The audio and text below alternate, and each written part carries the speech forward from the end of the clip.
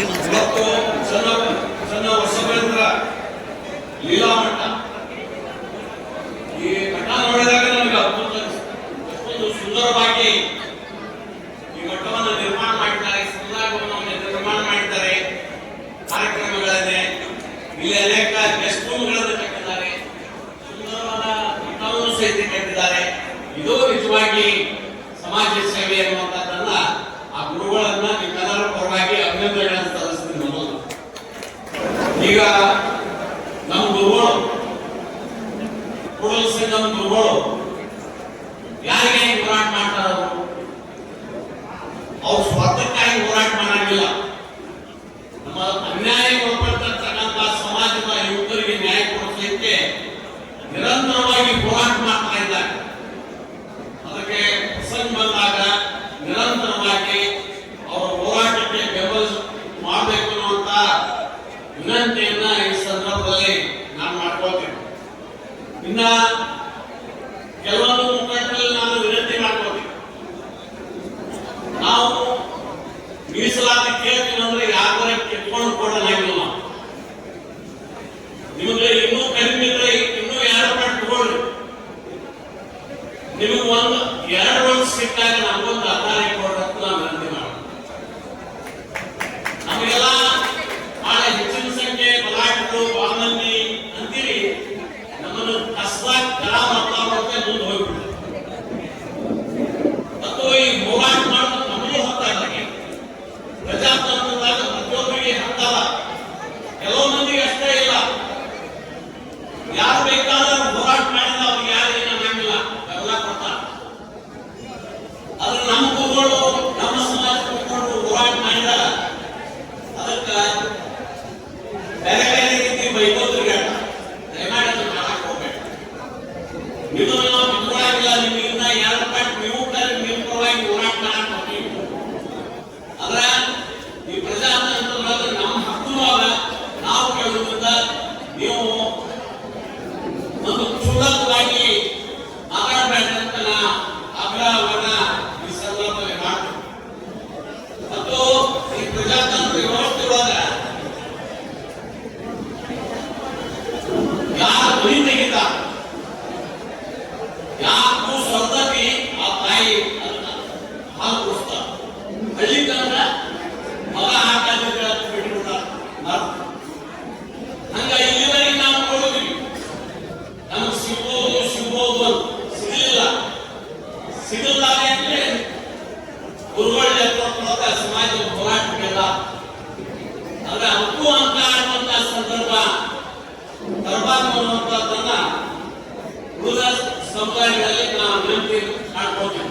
ಈಗಾಗಲೇ ಏನು ಸಾಕಷ್ಟು ಸಮುದಾಯಗಳನ್ನು ಹೋರಾಟಕ್ಕೆ ಬೆಂಬಲ ಕೊಟ್ಟಾವಂತ ಅವರಿಗೆ ಅಭಿನಂದನೆಗಳನ್ನ ಸಲ್ಲಿಸ್ತೀವಿ.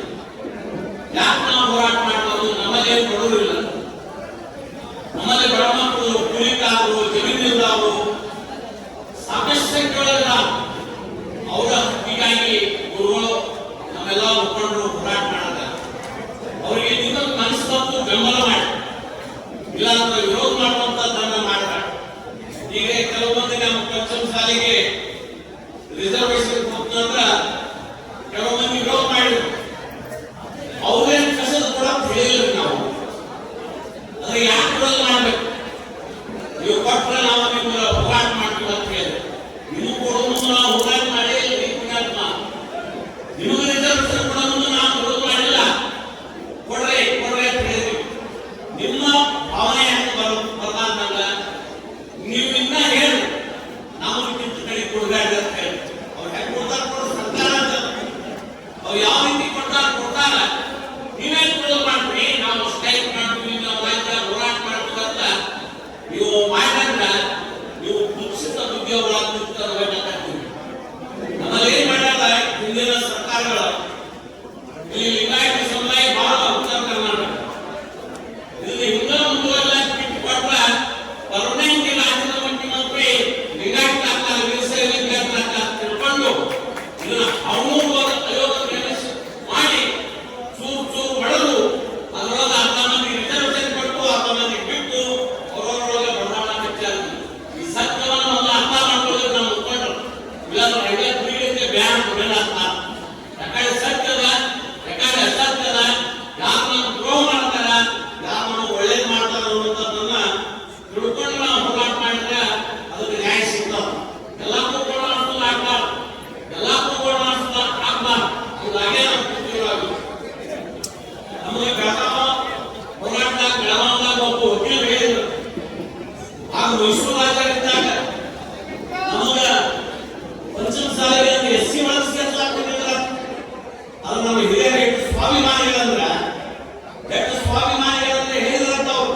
ನಮಗೇನಾಗೈತಿ, ಎಲ್ಲ ಕೂತೀವಿ ನೀರು ತಗೊಂಡು ಬದುಕುವಂತ ಸಾಮರ್ಥ್ಯ ನಮಗ ಪಂಚಮ ಸಾಲಿಗೆ ನಾವು ಎಸ್ಸಿ ಒಳಗೆ ನಮ್ಗೆ ಬೇಕಾಗಿಲ್ಲ, ಯಾರು ಮೊದಲು ಕೊಡ್ರಂತ ಬಿಟ್ಕೊಟ್ಟಾರ. ಅದು ಬಿಟ್ಕೊಟ್ರ ಜನರಿಗೆ. ಯಾಕಂದ್ರೆ ಪಂಚಮಸಾಲಿ ಒಳಗೆ ಎಸ್ಸಿ ನಿಜವಾಗಿಯೂ ಇತಿಹಾಸ ನೋಡ್ರಿ ನೀವು. ಮೈಸೂರು ರಾಜ್ಯದ ಕಾಲಕ್ಕೆ ನಮಗೆ ಎಸ್ಸಿ ಒಳಗೆ ಸೇರಿಸುವ ಖಂಡಿತ ದುರ್ಗಳಿಗೂ ಗೊತ್ತದ. ಆದ್ರೆ ಎಲ್ಲಾ ತ್ಯಾಗ ಮಾಡಿದ ಸಮುದಾಯಕ್ಕೆ ಇವತ್ತು ಸರ್ಕಾರಗಳು ದ್ರೋಹ ಮಾಡಿದ್ರೆ ಎಂತ ಅಕ್ಷಮ್ಯ ಅಪರಾಧ ಅನ್ನೋದನ್ನ ನಾವೆಲ್ಲ ತಿಳ್ಕೊಳ್ಬೇಕು ಅನ್ನುವಂತ ಮಾತನ್ನ ಈ ಸಂದರ್ಭದಲ್ಲಿ ಹೇಳ್ತೀನಿ. ಇನ್ನು ಆಗ 13 ವರ್ಷ ಪ್ರಯೋಗದ ಪ್ರಕಾರ ಹೊಡೆದ್ರೆ ಈ ಉಳಿದು ಲಿಂಗಾಯತನ್ನು ಈಗಿನ ಸರ್ಕಾರ ಮತ್ತೆ ಚೂರು ಮಾಡಕ್ ಬಂದಾರ. ಇವ್ರು ಹಿಂದೆ ಒಗ್ಗಟ್ಟಾಗಿ ಬಿಟ್ಟ ನಮ್ಮ ಅಧಿಕಾರ ಗತಿಗೆ ತಪ್ಪಿಂದ ಮುಖಾಂತರದಿಂದ ಈ ಲಿಂಗಾಯತ ಸಮಾಜವನ್ನು ಚೂರು ಮಾಡಕ್ಕೆ ಮತ್ತೊಮ್ಮೆ ಪ್ರಯತ್ನ ಮಾಡಕ್ಕಾಯ್ತ. ಅವು ಅಕ್ಷಮ್ಯ ಅಪರಾಧ, ಅದ್ರ ಬಗ್ಗೆ ಎಚ್ಚರಿಕೆ ಅನ್ನೋ ಮಾತನ್ನ ಈ ಸಂದರ್ಭದಲ್ಲಿ ನಾನು ಹೇಳ್ತೇನೆ. ಅಲ್ಲಿ ಹುಬ್ಬಳ್ಳಿ ಸಮಾಜದಾಗ ಹೇಳ್ತಾರೆ ಕೆಲವು ಮಂದಿ, ನಾವು ಹಿಂದೂ ವರ್ಷದ ಬೇಡ, ಹಿಂದೂ ಯಾವ ಹಿಂದೂ ಜಾತಿ ನಮ್ಗಂತೂ ಗೊತ್ತಿಲ್ಲ, ನಾವು ಬಿಗಡಿ ಇಲ್ಲಿಗೆ ನನಗೆ 66 ವರ್ಷ ಹಿಂದೂ ಜಾತಿ ಅವ್ರು ಯಾರು ಸಿಕ್ಕೇ ಇಲ್ಲ. ನಿಮ್ಮೂರಾಗ ಯಾಕೆ ಹಿಂದೂ ಜಾತಿ ಅವ್ರನ್ನ ಹೇಳಿ.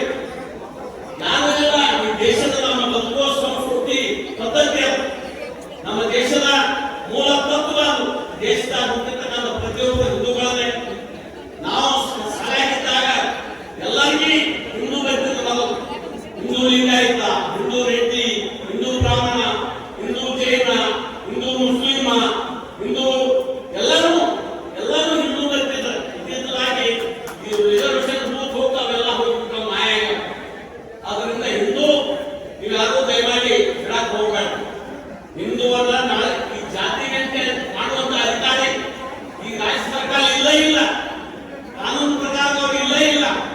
ಯಾಕಂದ್ರೆ ಅವ್ರಿಗೆ ಗೊತ್ತಾಗಿಲ್ಲ ಮುಂದಿನ ಸಲ ನಾವು ಅಧಿಕಾರ ಬರಾಕಿಲ್ಲ, ಬೆಂಕಿ ಹಚ್ಚಿ ಹೋಗ್ಬೇಕಂತ ಸಮಾಜದಾಗ. ಅದಕ್ಕೆ ಇವರು ಜಾತಿಗಂತೆ ಮಾಡಕ್ ಬಿಟ್ಟಾರ ಅವ್ರು. ನಿಮ್ಗೆ ಗೊತ್ತಲ್ಲ, ನೀವು ಟಿವಿ ನೋಡ್ತೀರಿ, ನೀವು ಸಮೀಕ್ಷೆಗಳನ್ನು ನೋಡ್ತೀರಿ, ಅಡ್ವಾನ್ಸ್ ಹೇಳತ್ತಾರೆ ಎಲ್ಲ ಜನ. ಬಿಜೆಪಿ ಈ ಸಲ ಬಿಜೆಪಿ ಜೆಡಿಎಸ್ 150 ಸ್ಥಾನ ಬರ್ತಾವು ಅನ್ನುವಂತ ಮಾತನ್ನ ಹೇಳತ್ತಾರ. ಭಯಭೀತಾಗ ನಾವು ಏನ್ ಮಾಡ್ಬೇಕಂತ ಈ ಜಾತಿಗಳನ್ನ ಹೊಡೆಯಲಾಕ ಮತ್ತೊಮ್ಮೆ ಚೂರು ಮಾಡಲಂತ ದುಸ್ಸಾಹಸ ಮಾಡಕ್ ಹೊರಟಾರ. ಈಗಾಗಲೇ ಜಾತಿ ಹೊಡ್ಯಾಕ ಹೋಗಿರ್ತಕ್ಕಂಥವ್ರು ಈ ಪಾಠ ಕಲ್ಸಾರ ಜನ ಅವ್ರಿಗೆ ಅಧಿಕಾರವನ್ನು ಕಿತ್ತೊಯ್ಯುವಂತ ಕೆಲಸ ಮಾಡ್ತಾರ. ಯಾಕಂದ್ರ ನಮ್ಮ ಬಸವಣ್ಣ ಅವ್ರ ತತ್ವದ ಬಸವಣ್ಣ ಅವರು ಎಲ್ಲಾ ಜಾತಿ ತಗೊಂಡು ಕಲ್ಯಾಣ ಮಂಟಪವನ್ನು ಕಟ್ಟಾರ, ಜಾತಿ ಒಬ್ಬ ಶರಣರನ್ನು ಮಾಡ್ಯಾರ. ನಾವೆಲ್ಲ ಒಂದು ಅನ್ನುವಂಥದ್ದು ನಮ್ಮ ಎಲ್ಲ ಜಾತಿಗಳು, ಪ್ರಬಲ ಜಾತಿಗಳು, ಉಪಜಾತಿಗಳು ನಾವೆಲ್ಲರೂ ಒಂದಾಗಿ ಹೋಗುವಂತದ್ದನ್ನ ನಾವು ಇಲ್ಲಿ ಕಲಿಯಾಗಿಲ್ಲ. ಒಂದು ಸಂಸ್ಕೃತದ ಶ್ಲೋಕದ ಸಂಘೀಯ ಶಕ್ತಿ ಕಲಿಯುವಿಕೆ ನಮ್ಮನ್ನು ಸಂಘಟನೆಯಾಗಿ ನಮಗೆ ಕಾರ್ಯ ಅನ್ನಂಗಿಲ್ಲ. ನಾವು ಸಂಘಟನೆ ನಮ್ಮ ಶಕ್ತಿಯನ್ನು ಪ್ರದರ್ಶನ ಮಾಡಿದಾಗ ಮಾತ್ರ ನಮ್ಮ ಮಾತು ಕೇಳ್ತಾರೆ. ಅದು ಅರಿವಿರಲಿಲ್ಲ. ವೈಯಕ್ತಿಕ ಸ್ವಾರ್ಥಗಳನ್ನು ಬಿಟ್ಟು ಸಮಾಜದ ಸ್ವಾರ್ಥಕ್ಕಾಗಿ, ದೇಶದ ಸ್ವಾರ್ಥಕ್ಕಾಗಿ ನಾವು ದುಡಿಯುವುದು ಬಹಳ ಅತ್ಯವಶ್ಯಕ.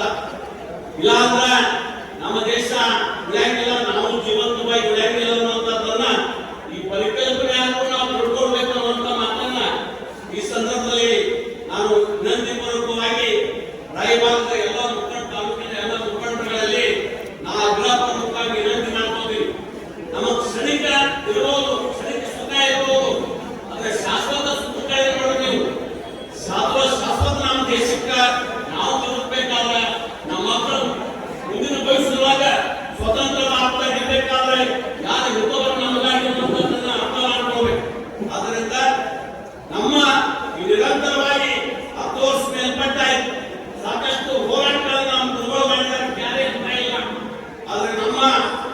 ಬೊಮ್ಮಾಯಿ ಅವರು ಮುಖ್ಯಮಂತ್ರಿ ಇದ್ದಾಗ